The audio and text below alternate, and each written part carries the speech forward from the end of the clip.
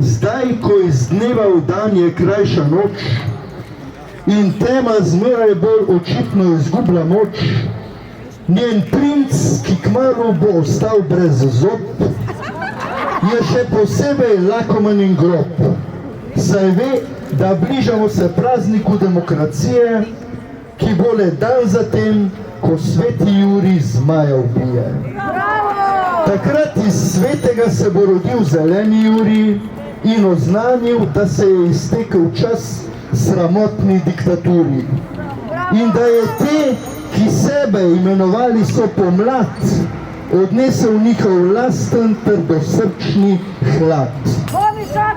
Seveda bomo tudi nove oblastnike kleli, a če bodo za razliko od sedanjih razumeli, da v demokraciji ni avtoriteta Bog, ampak strpen in argumentiran dialog, bo že s tem, ko bo samo povprečno, za nas prihodnje leto neizmerno srečno.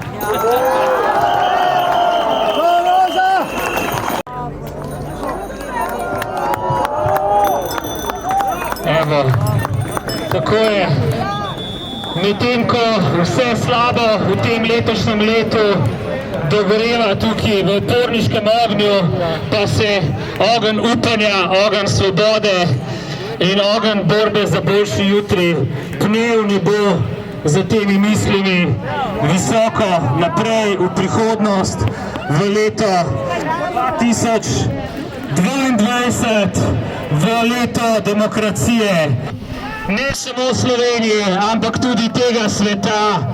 Bravo Ljubljana, bravo Trg Republike, bravo protestniki in protestnice.